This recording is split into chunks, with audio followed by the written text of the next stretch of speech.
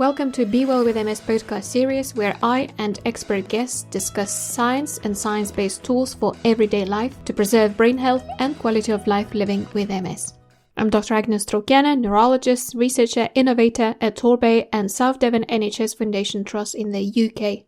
So today's guests are Sarah Hughes, my MS specialist nurse, and Adam Williams, who's a psychologist.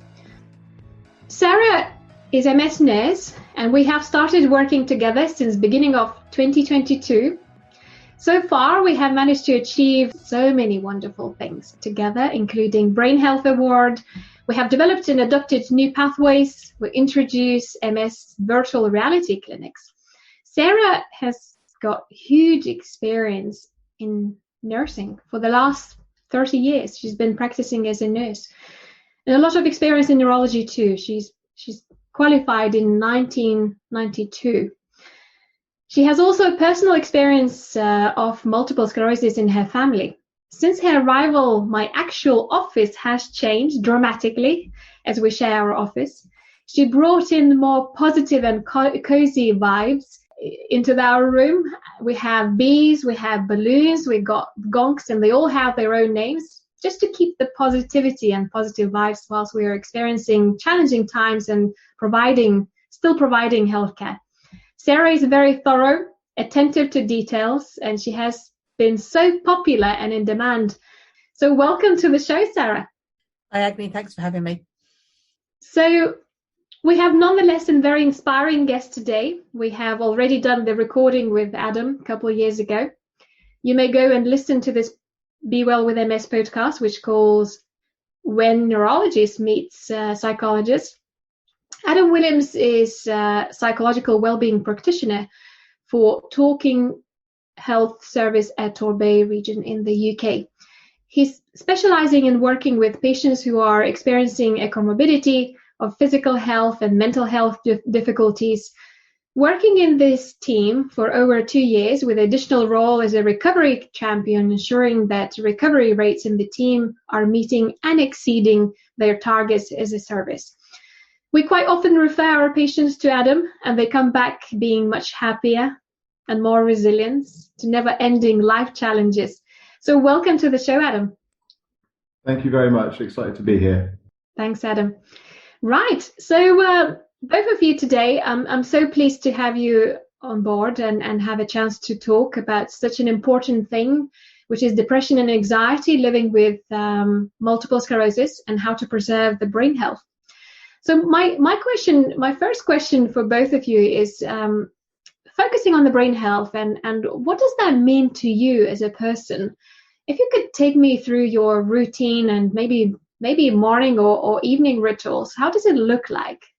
I mean, for me, brain health is about keeping your brain as active and stimulated and as healthy as possible, because it's crucial for our abilities to communicate and to lead a productive life in general.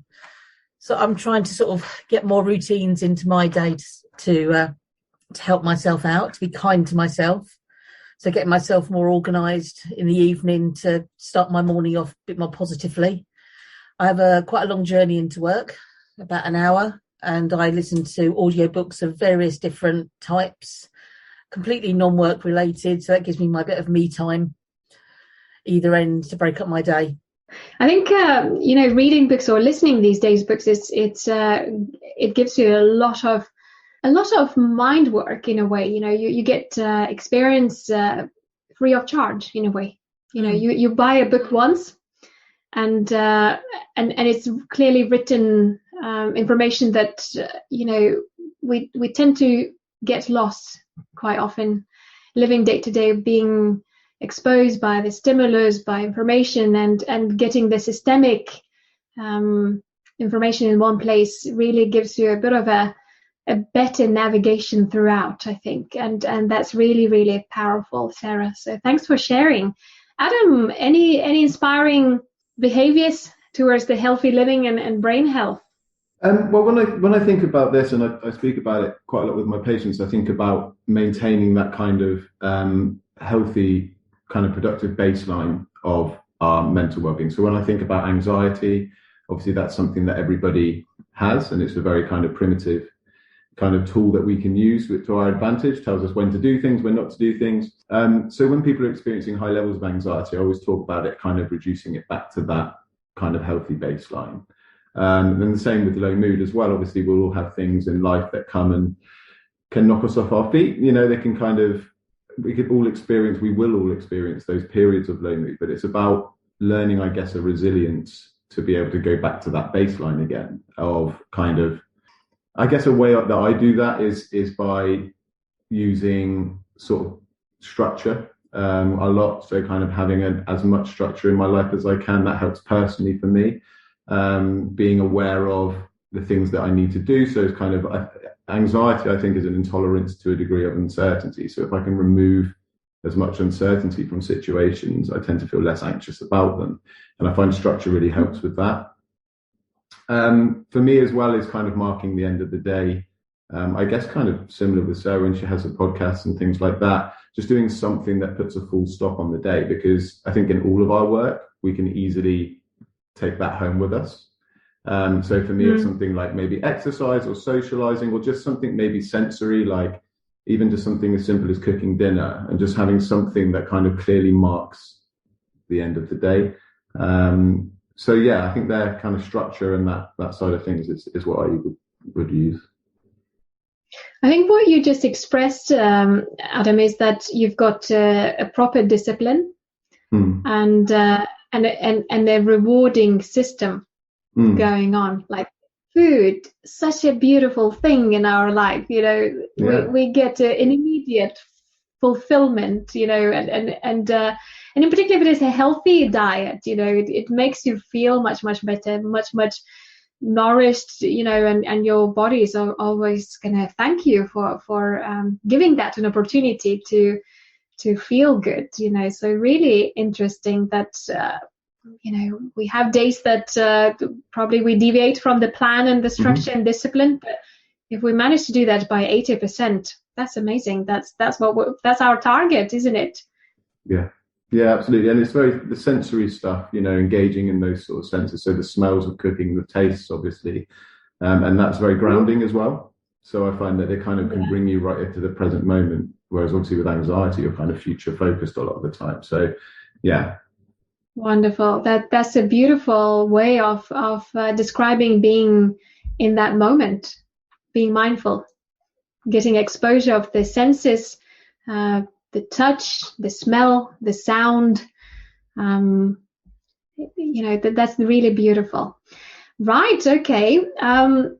I would like to talk a bit more about the science and particularly targeting multiple sclerosis. Our topic today to deliver is anxiety and depression. I know so many people are struggling, and I'm pretty sure, Adam, your services are overwhelmed with the amount of the referrals that you're receiving, and I don't know how you're coping, you know, how things are on your side. It must be overwhelming, and you really need to make sure that you're looking after yourself first, and then you provide the care to our patients. But are you aware of, Adam, of the anxiety and depression in multiple sclerosis, and how prevalent is this living with the long-term conditions such as multiple sclerosis? Yeah, no, absolutely. It is very prevalent. I've from sort of experience work-wise, you know, notice it with a lot of my patients. I cover all kind of long-term health conditions, but I have patients on my caseload, of course, who have got MS. Reading through some research, some like meta-analysis, control trials, it's something I was very aware of, but seeing the numbers was quite, I guess, was not shocking, but kind of like really put it into perspective, I suppose is how I would say.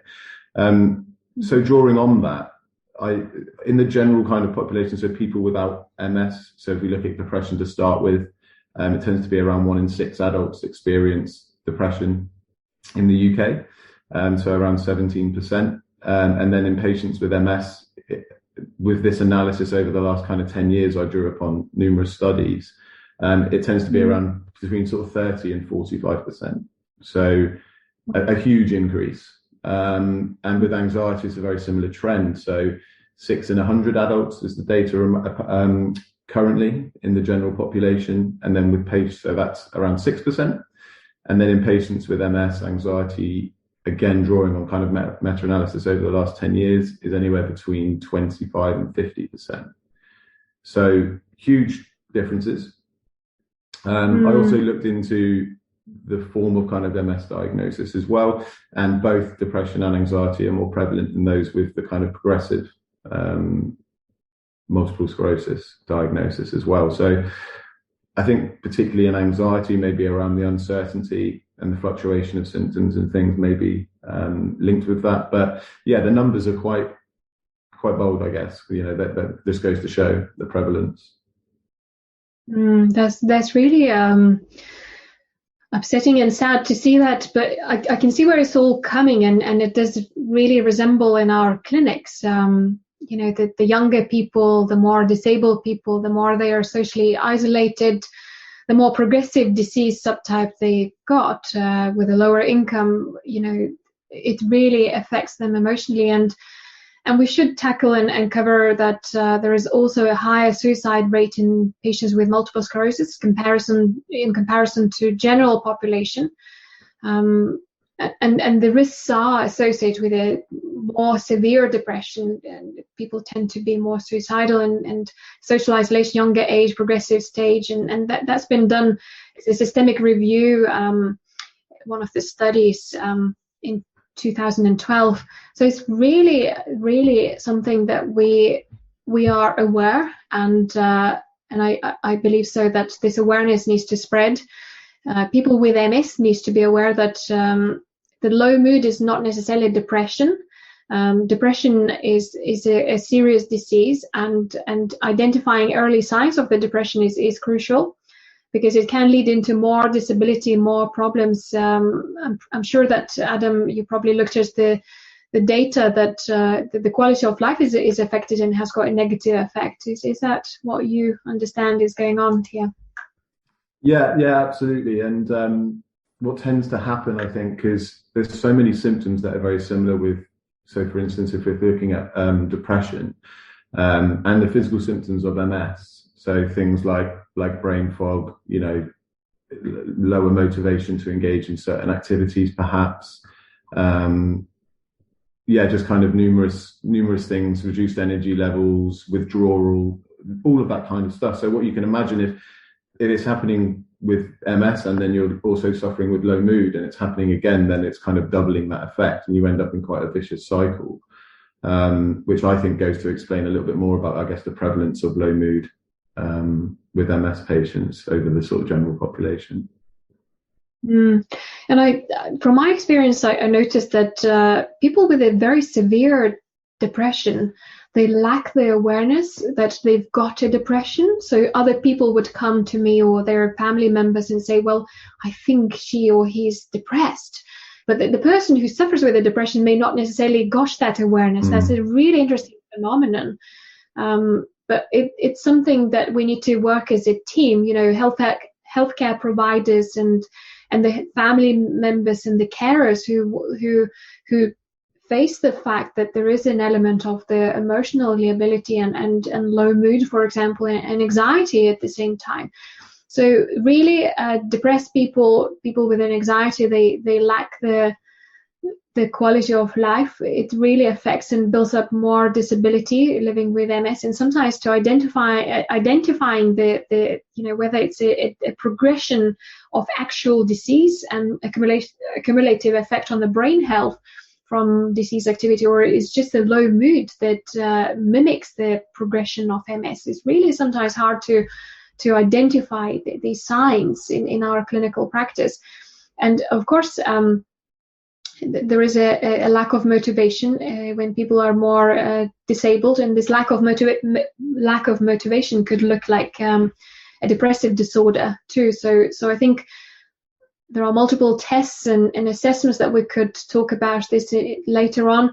But I think what it's important is this raising the awareness, acknowledging that there is a problem here, and that's almost like a first step to healing. And I think it's very important to tackle this self-management, and we can get some help from others. but there is a certain degree and limitation to that. I think main focus on self-management needs to be present too. So Sarah, how much it is important to self-manage and attend wellness programs to increase the quality of life and improve the fatigue and manage symptoms better when you live with the depression and anxiety? And the concept of self-management has been around for a long time in a lot of long-term conditions like diabetes and arthritis, and includes things like lifestyle changes, managing your symptoms, and being involved in your own treatment options. It gives you that control back. And we're actually, I think, quite reliant in our service on patients reporting their symptoms to us. So if we don't know what their symptoms are, or they don't recognise them, then we can't help treat them and keep them at their best. So with MS patients, it's a lifelong condition. People are diagnosed in their 20s and 30s. People are living longer, so they've got a long time to live with this. It's very variable. If you have a relapse, you don't know what extent and what duration that's going to be. So there's lots of things that feed into sort of your mental health. And no two people are the same. No two people's MS journeys are the same if they meet. So what might help one person won't help another. There are lots of programs around, and they sort of concentrate on trying to optimize feelings and functions and trying to get people to adapt their life rather than change it. It's about them getting back control after they've had that life-changing diagnosis, and maybe challenging some of the ideas that they had, sort of preconceived ideas about what MS actually is and what it means for them. And there's a lot of these now that are online. You don't have to go and attend anywhere, so you can do it at your own pace, in the comfort of your own surroundings, which may make it easier to do. There's lots of studies that have shown that self-management improves quality of life and depression and anxiety levels. So I think they're very worthwhile programs. Yeah. Well, I think, we have locally programs that are supported by peer-to-peer support program, Peer Connect, we call this. It's under research at the moment. But there are so many wellness programs, and they are being run and provided by telephone these days. So telemedicine is very, very on the top of everything, getting better access to people, or people could get access to these programs. And overall, if we look at the research, it really improves the quality of life, improves symptoms, and particularly fatigue.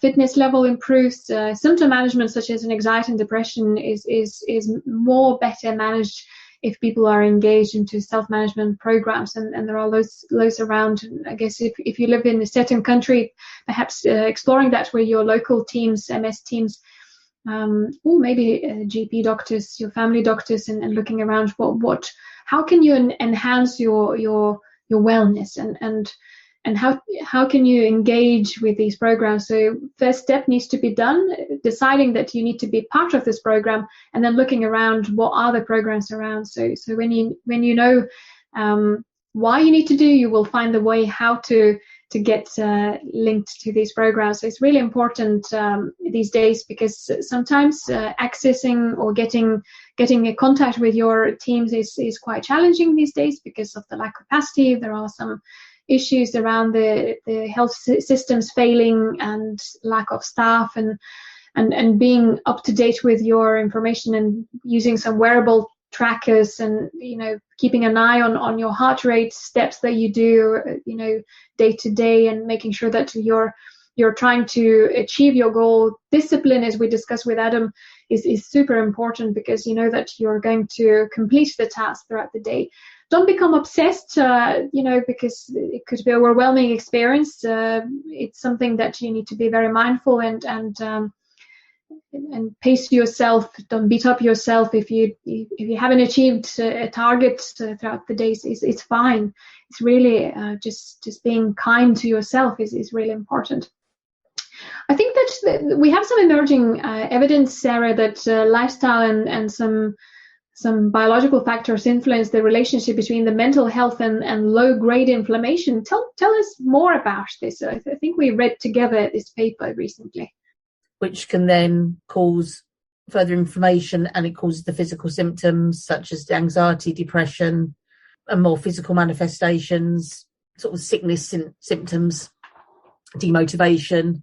Okay, that's really interesting that lifestyle and underlying biology and all these inflammatory markers have a huge effect on mental health. You would never ever link these things, that inflammation could be linked to mental health, but it really triggers the biological activity and metabolism in your body that influences all the cells that could potentially then penetrate the brain barrier and cause more inflammation. So having a good mental health reduces the inflammation in your body, according to emerging studies. And we will reference that to you. That's something that is very innovative and new for us all. And more evidence and more research needs to be done in this area. But that's really interesting fact that with well-being and mental well-being, we may influence our cells and inflammation that happens quite often living with multiple sclerosis. Right, okay, Adam, I think we need to talk about a little bit. There is a problem. There is an anxiety, there is a depression, and I think it applies to multiple other conditions, long-term conditions. And I think there is not one way to deal with this. I think there are so many multiple interventions around psychological methods to reduce the depression and anxiety. Tell us more, which ones are most effective, talking about multiple sclerosis and what help people should expect and what should they look forward. Yeah, absolutely. So in my role, I use a therapy called cognitive behavioral therapy. And essentially what that aims to do is it's considering our mood, so whether that's low mood or anxiety, and the cognitive aspect of that, so our thoughts. So that's the C, the B, the behaviors, so how our behaviors are impacting that, and how they kind of interact. So what we often find is with somebody, say, who is experiencing depression alongside their MS, there may be numerous kind of withdrawal behaviors. So maybe they're not engaging in as much in kind of positive activities. And what we use is something called behavioral activation, where we look at outlining 3 key areas. So it would be your necessary activities, which is kind of paying bills and kind of doing all that side of things. We'd be looking at the routine activities. So that's just kind of like, I guess, everything that we need to do, like cleaning, food shopping, tidying, whatever, kind of personal care in there as well. And then the pleasurable activities, so hobbies, interests, and things like that. And what we often find when we highlight that is, I guess not deliberately, but there's a distinct lack of engagement in those areas, whether that's just because of having a lack of motivation, and that's been sat through depression or MS, or whether it's physically feeling less able to do those things because of a physical symptom due to the MS as well. But what we do is work together with these patients and incorporating kind of pacing and things like that to ensure that they're able to engage regularly with those activities, because I mean, they've been highlighted as things that, okay, the pleasurable stuff is going to be the positive reinforcement. So whether that's social activities or just reading a book or going for, fresh air, whatever it may be. But the routine stuff's really key as well, because that can give us a sense of achievement, if you like. Even something as kind of, you walk past your kitchen and there's dirty dishes on the side. You may not look at that and go, that makes me feel depressed or low. But subconsciously on that level, it's going to feel like something that's kind of needs doing and you're not kind of doing it. So just those small kind of tasks that can be broken up into even smaller tasks, and achieving those can give us that sense of achievement, which does tend to lift mood quite productively. So the behavior activation is one aspect which we use to work with depression. Of course, like you say, it can cause anxieties as well. I won't go into all of the interventions because I could speak probably just for an hour on them. But to give you one for the anxiety side of things, we use something like exposure therapy. So with MS patients, and I liaise a lot with kind of consultants or GPs around how much they're able to do physically first. But you can notice that a lot of the time, potentially because of physical So whether they've experienced fluctuating symptoms in how much they can physically exert themselves, they may become reluctant to do certain things, going to the shop to buy their shopping, their food shopping, or going to a doctor's appointment, or things like that. And we work on this kind of graded exposure theory in being able to help them feel more comfortable with that. So it's essentially a kind of facing your fears type intervention, but very slowly kind of building up the amount that they're able to do so that they have positive experience from those things rather than the negative. So if you're feeling anxious going to the shop for whatever reason it may be, we maybe kind of break that journey up into small sections, and each time they do it and nothing bad happens, the anxiety dissipates slightly as well. So that's another intervention that we use with the anxiety side of it. And if we scope through the literature and look at the psychological methods and interventions in managing the depression and anxiety living with MS, so the most popular interventions are CBT, ACT, mindfulness. Any comments on that? Yes. Yeah, so with ACT, so the sort of acceptance therapy, it's not something that I practice, but there are kind of designated ACT therapists, or I think health psychologists use ACT quite a lot as well. Acceptance is really key. I think Sarah touched on that element of things earlier as well, but that kind of being able to adapt to all of a sudden, perhaps, physically being more restricted to doing whatever it may be. And they work a lot on that aspect of things and that kind of acceptance of things that aren't in your control and focusing on the things that you may be able to control. So taking control back, I think Sarah phrased it as, and it's a really kind of key aspect to that ACT side of things.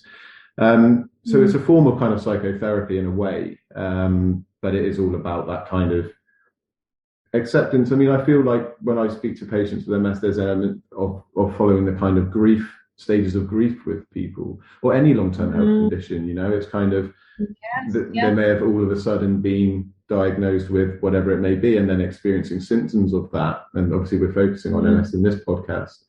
And you follow very much the same stages as you do when you go through grief or bereavement. And they work on that side of things and that acceptance of, what the new you is going to be, I guess. Yeah.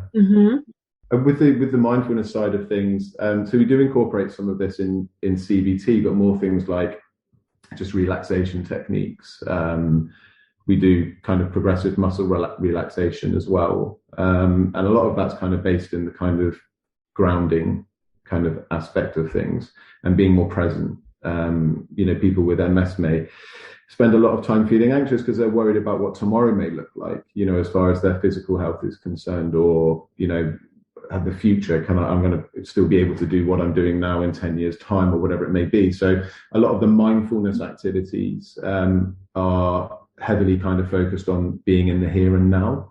And as soon as you can kind of, I guess, master that or start practicing that, you do, or the data suggests that you do tend to notice a massive kind of decrease in anxiety because you're living more in the present kind of thing. And anxiety is very much future focused.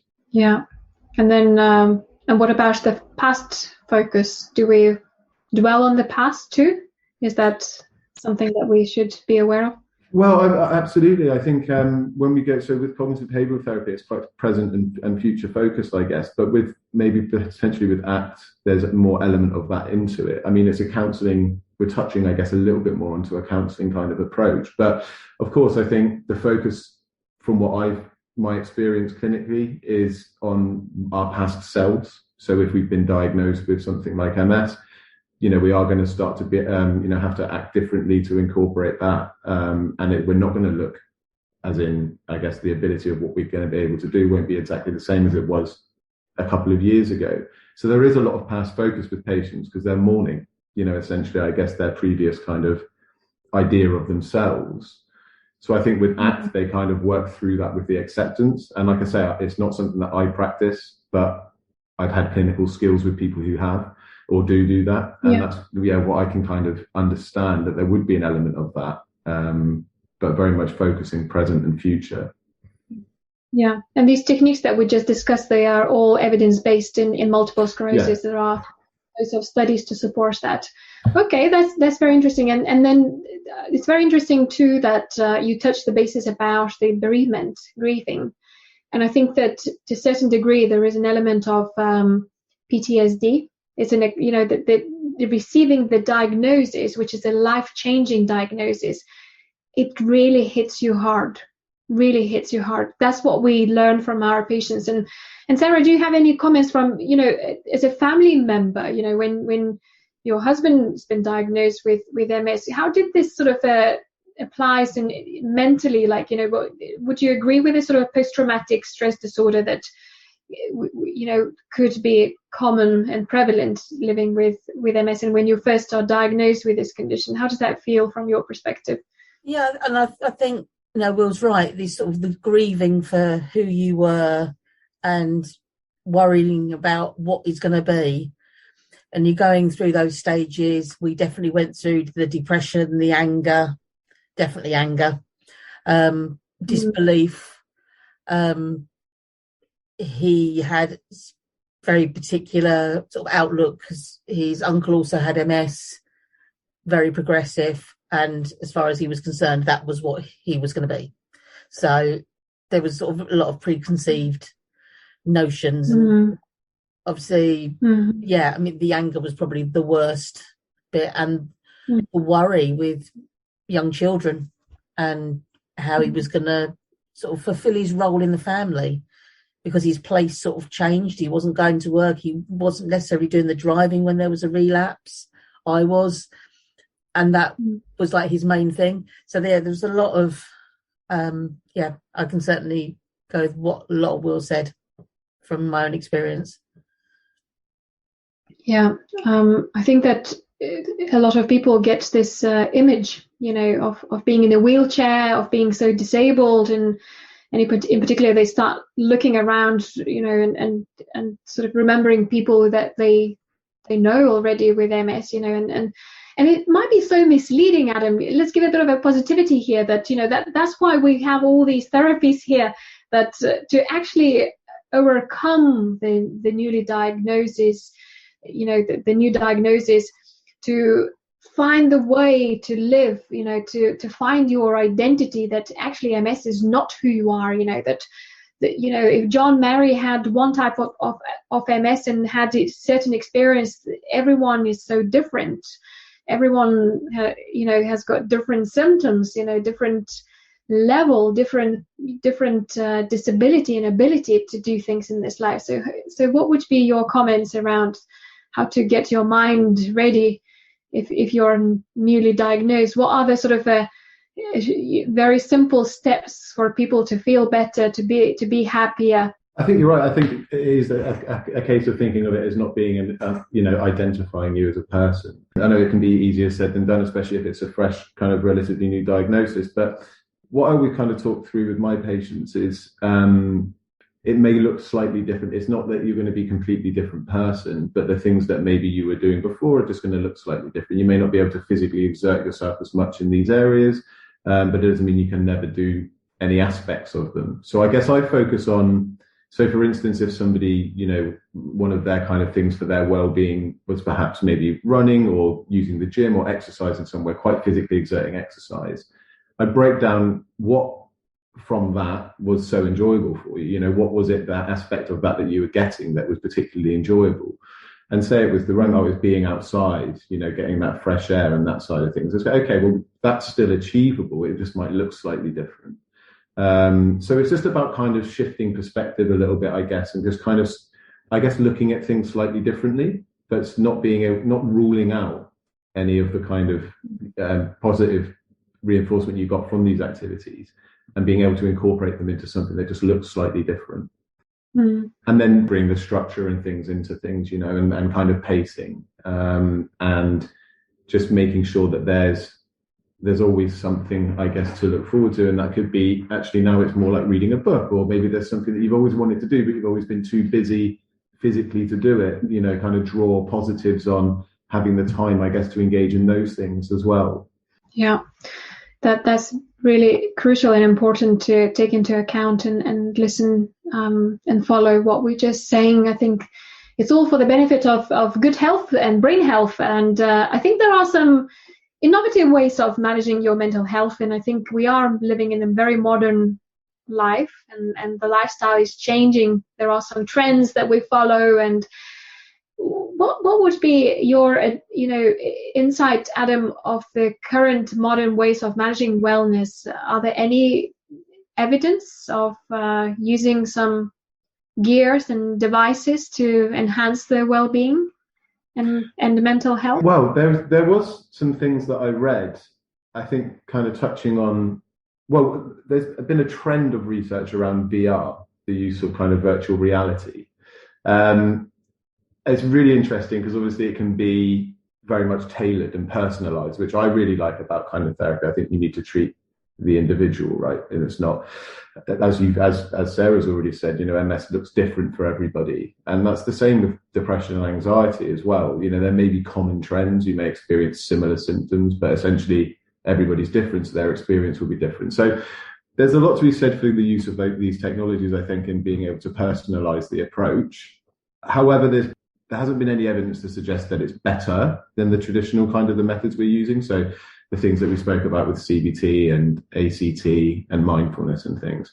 The studies I've read, there hasn't been any proof to show that it's more effective, but there's not also proof to say it's not effective at all. So there's a lot more research that can be done in this area. Obviously, it's relatively new as a concept, virtual reality anyway. So the use of it in this way is even newer. But it's interesting research. It's promising, I think. It's not making anything worse, and it's not necessarily making it, I guess it's not necessarily outperforming the therapies and things we do now, which validates the therapies that we use now as well. But I like the aspect of it being personalized. And I think that's something that can be drawn upon and then perhaps used in more acute illnesses as well, mental health illnesses. I think it occupies your mind. It distracts. It's almost a distractive method, a different reality. I guess it occupies your mind, and I think for social aspect, if you are socially isolated, you go and talk to other people who are gaming with you yourself too. So there is a social element involved. So I think I see the future of these interventions. Really do. I think we've seen a massive increase in the benefits through lockdown, haven't we, in COVID, and having little option socially. A lot of people have used this, I think, to their advantage in that sense then. So it's not just being seen now as a kind of a hobby or interest, but actually, like you quite rightly said, a social activity now. And the benefits of that is obviously something else we could go into, which we won't, but the benefits of the social aspect of things on mental health is incredibly important as well. Wonderful. Sarah, any therapies that you're aware that have promising evidence that could enhance people's mental well-being? Well, there's been a lot of studies into music therapy, and so drug-free, low cost, available to everyone, can be very personalised, can be very social because you can do it with other people or on your own.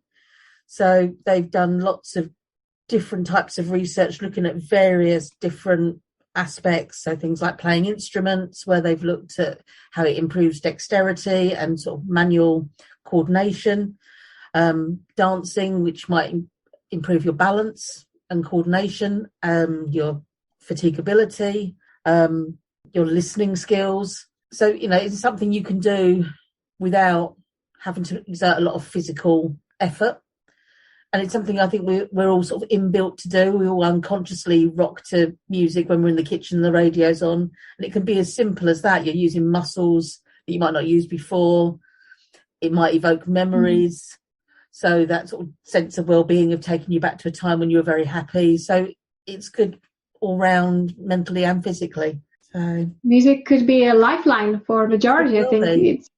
And it could be learning new skills and making new friends if you get into new types of music. And I heard some stories that people were making disco out of the kitchen.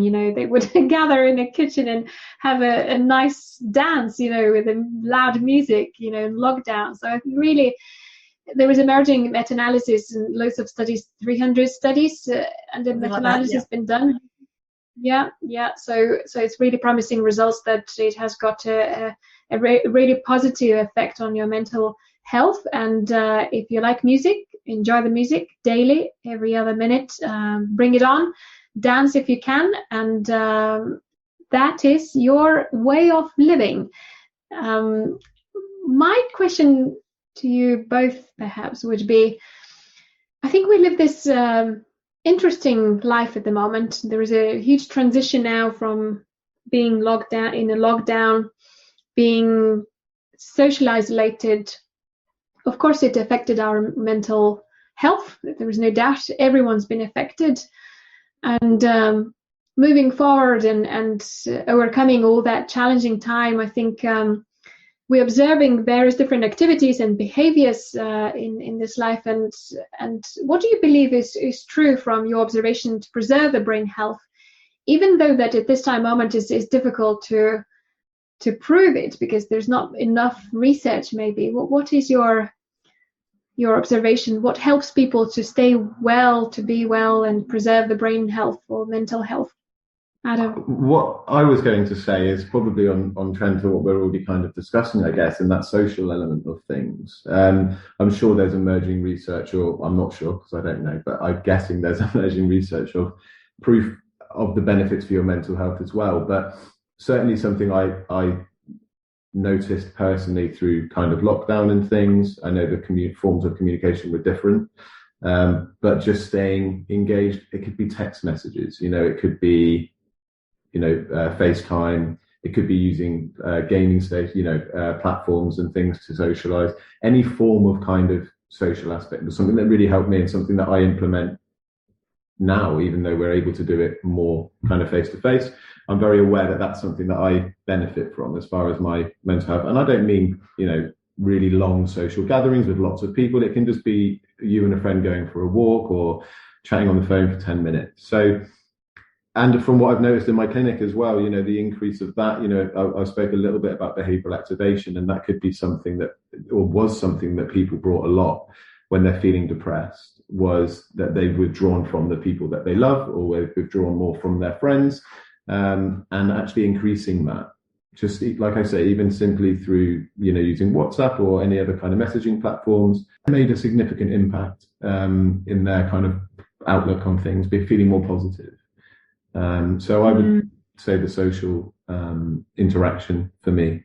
Yeah, I see your point. I think for everyone, because we felt so isolated, and that took a lifeline from us, and yeah, it was an overwhelming experience. But we are no longer there. We are exploring ourselves, and we made loads of friends. I made loads of friends in pandemic without even seeing them face to face. It's all activities were online, so that's really good.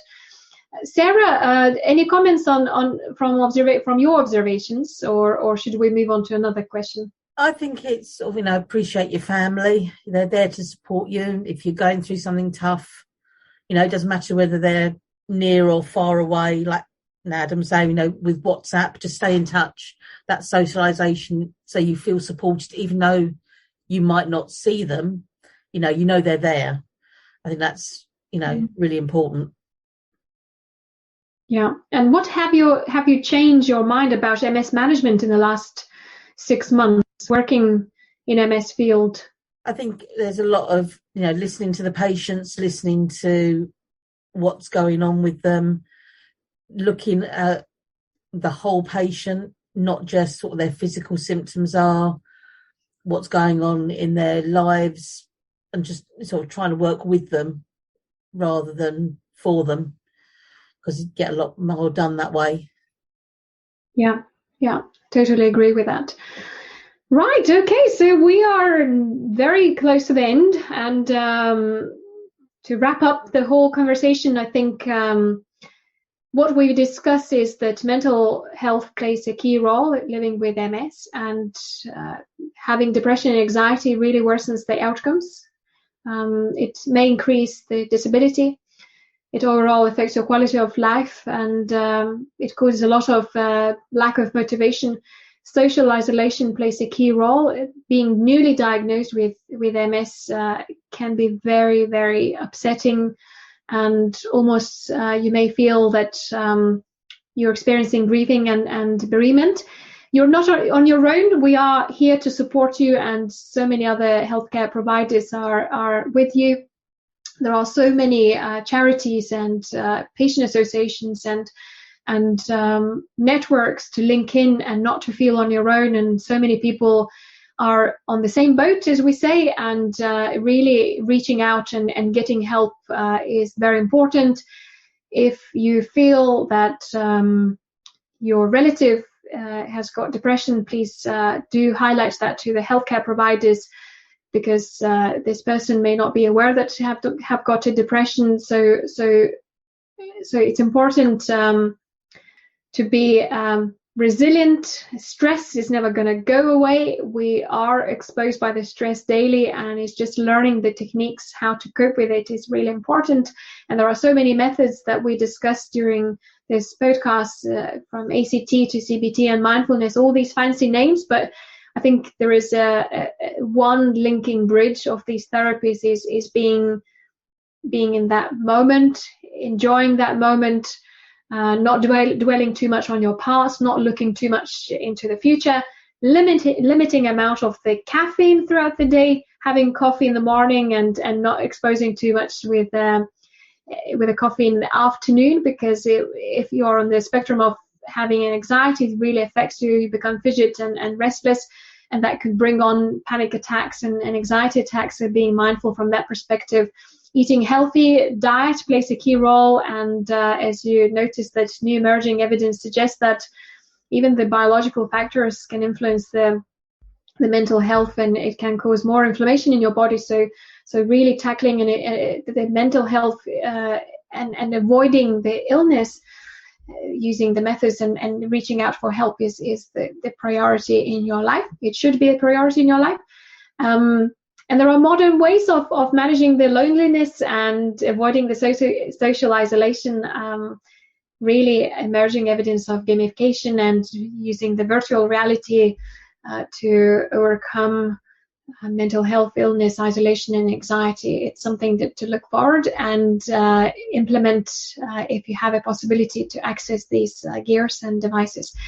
So thank you very much both. And the very last thing that I would like to ask, there is a trend here running this podcast that we ask questions to each other. So we had Dr. Andrea Stennett, who is a physiotherapist from Barts Hospital.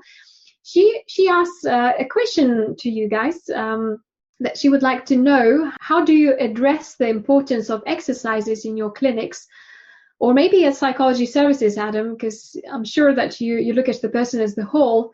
If there is some resistance from patients and overwhelming information online, loads of classes online that are being run, how do you approach people? Sarah, maybe starting with you. I think it's like start small and sort of get them engaged.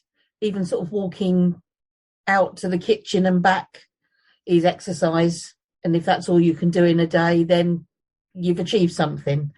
So I think it's trying to get them to see that exercise is not just, pumping iron down the gym. It can be as simple as just getting up and walking around the house. So one step at a time. Yeah. Start slowly. The readiness of the patient, look at the patient as a whole. Right? Yeah? Yeah, I agree. Gauge the right time to sort of approach them about it. There are times when it may not be the best time to say this is what you need to do. Yeah, totally agree with you. Adam, do you tackle the importance of exercise in your psychology clinics? Yeah, absolutely. And I couldn't agree more with what Sarah says, really. I think a massive part of my role with cognitive behavioural therapy is using kind of a pacing perspective to things, especially with patients with long-term health conditions, and breaking tasks down. And I guess if someone's been particularly physical or active and now feel much more restricted, it can be acknowledging that frustration with them, and kind of saying this is all you're going to ever be able to do, but we're going to start off small, get that positive reinforcement in achieving those things, and we can slowly increase it over time until you get to a point where it's a healthy balance of getting the satisfaction from it, and the physical health benefits, but not kind of burning out either. And it's just like a process we work through together to achieve those goals, I think. Brilliant. I like it.